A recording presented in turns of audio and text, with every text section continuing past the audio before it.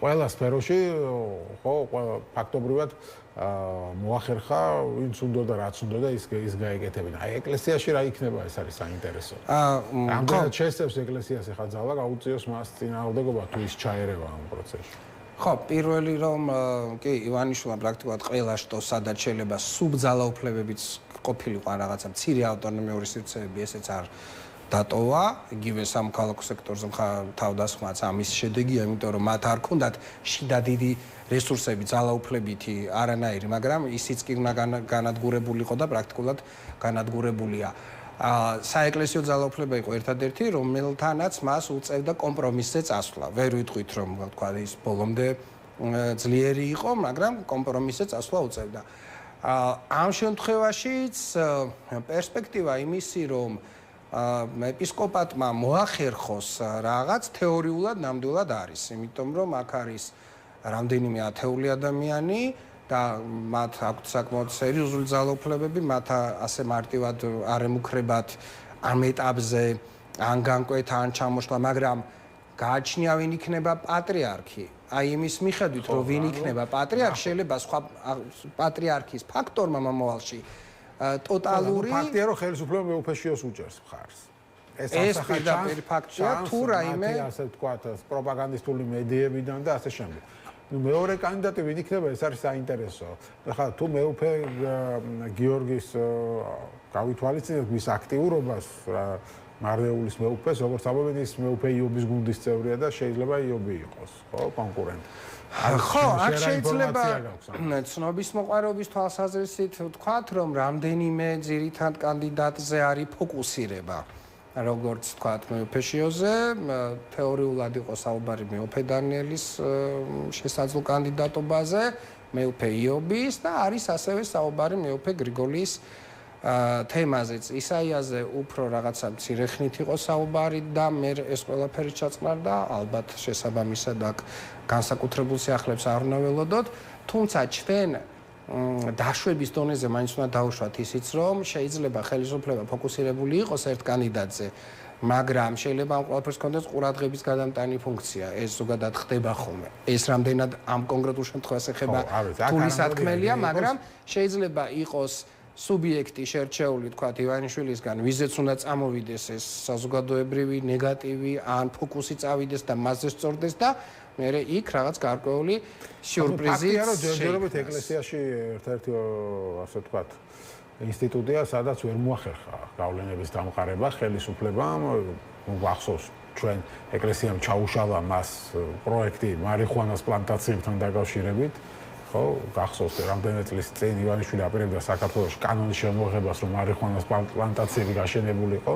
ეს ეკონომიკურად მომგებიანია, ამბობდა და ეს ეკლესიამ ჩაუშალა, გახსოვს. მერე გვახსოვს მეუფე იაკობით დავიწყეთ ჩვენ საუბარი და მეუფე იაკობის განცხადება, რომ პატრიარქთან მოსული იყვნენ და ითხოვდნენ მის გადადგომას. ხო, ასეთი განცხადება გვახსოვს ჩვენ, ეს 2017 წელს ეხება, თუ არ ხდება, როგორც გვახსოვს თუ 2018-ში და მერე იყო უკვე მოსაყრის დასახელება, ეხა პეტრე ცავას ინტერვიუც იყო, სადაც მანაც გაიხსნა ესეთი ამბები, როცა იქ რაღაც გადადგომაზე იყო საუბარი და ის ამბობდა, რომ საერთოდ პატრიარქმა პირიქით იქეთ, ასე ვთქვათ, მოატყუაო ივანიშვილიო, ну არ ვიცი ხა ეს რამდენად მართალია, მაგრამ შენ რა ქსმედი ამის შესახებ, იყო თუ არა ხელისუფლების მხრიდან მართლაც მოთხოვნა ილია მეორე სიცოცხლეში რომ გადამდგარიყო იქ. მოდი მე პირველ რიგში ანუ რა მოგვისმენია, მე არ მყავს ხოლმე კულუარულობიდან რაღაცა აზრების გამოხატვა, მაგრამ წმინდა თეორიული კონტექსტით რომ ვთქვათ, მით უმეტეს მე დღემდე დარწმუნებული ვარ, რომ ის ეგრეთ წოდებული ციანიდის თემაში დღესაც ამდენი წლის მერეც ვიტყვი, რომ ჯერა და დარწმუნებული ვარ, რომ მაშინ პატრიარქის სიცოცხლე საფრთხე ემუქრებოდა. უბრალოდ რაღაცები ისე ვერ გამოვიდა. იქ დამატებით რა დინებები იყო და რომელი მხარე რა ინტრიგებს უწყობდა ერთმანეთს, ეს ცალკე დამოუკიდებელი სივრცე, მაგრამ რაც შეეხება ფოკუს პატრიარქზე, ეს იყო. პატრიარქზე ფოკუსი იყო ამ ყველაფრის შემდეგაც და ბუნებრივია, რომ ივანიშვილი, რომელიც ზრდიდა დღითიდღე თავის ძალაუფლებას და ასე ვთქვათ, შუალედური დემოკრატიიდან მე რბილი ავტორიტარიზმის, მერე ხისტი ავტორიტარიზმის, მერე აგრეთვე ტოტალიტარიზმის ჩვენ რო შევხედოთ დინამიკას ძალაუფლებისა როგორ იზრდებოდა, სრულიად ლოგიკური ხდება, რომ იქნებოდა ძალისხმევა იმაზეც, რომ პატრიარქი ამ კუთხით იყო მეტად თვითყოფადი, ერთადერთი ყველაზე ავტორიტეტული ადამიანი, მაშინაც კი, როდესაც ის პრაქტიკულად ვეღარ მონაწილეობდა პროცესში. როგორც ვიხდა, მასთან არ გავიხდა ალბათ, რომ მასთან არ გაუვიდოდა და ეხლა ალბათ ყველანაირად ეცდება, ხო, რომ უკვე ისეთი პატრიარქი იყოს, რომელთანაც მარტივად ივანიშვილის გარკვეული უპირატესობა ნებისმიერი მღვდელმთავრის გაპატრიარქების შემთხვევაში ექნება, იმიტომ რომ ვინც გინდა გახდეს პატრიარქი, უნდა დაიწყოს პატრიარქობა რაღაც სასტარტო ეტაპიდან და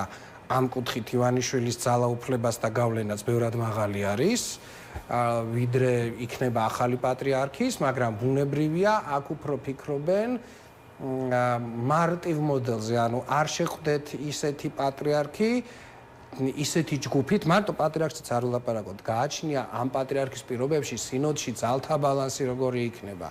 ეს საკვანძოდ მნიშვნელოვანი საკითხია, ჩვენ უბრალოდ ამ არჩევნების იქით არ ვიყურებით და არჩევნების შემდეგ რა პროცესი მოყვება ამ არჩევნებს. შემდგომ რომ არ გახდეს ისეთი ადამიანი, ასე ვთქვათ, პატრიარქი, ვისთანაც მაინც ანგარიშის გაწევა მოუწევთ.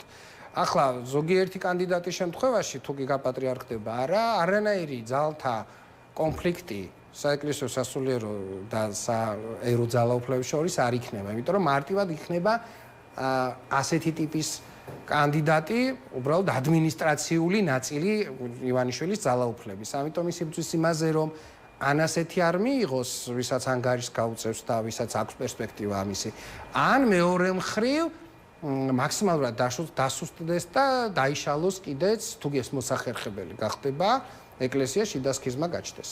გასაგებია, ნახოთ, მე როგორც ხვდები, იქ მარტივი არჩევნები არ ველოდება. წინ მე უფე გრიგოლმა გამოთქვა იმედი, რომ სპოთის პირობების გულისხმობ, რომ ისეთ არჩევნებს ჩავატარებთ, რომ სამოქალაქო და საერო ხელისუფლებას იქეთ ვაჩვენებთ, რომ როგორ უნდა იყოს, ხო?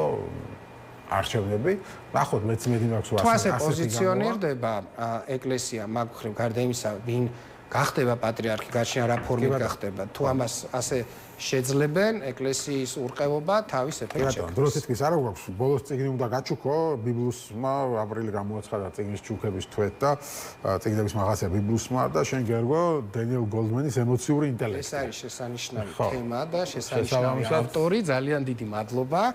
ამ თემებზე ემოციური ინტელექტებზე მუშაობ კიდეც ვასწავლი და დამატებით დამეხმარება. კარგად შეგირჩიეთ. ძალიან კარგად შემეჩეთ, მე მგონი რაღაცა შიდა ის გაქვთ. წყაროები მე რა ინფორმაცია გამომადგებოდა. მადლობა. დიდი მადლობა. ჩვენი სტუმარი იყო არჩილ გამზარდი, ასეთ იყო დღევანდელი გადაცემა რეზიუმე, მე ხვალამდე გემშვიდობებით.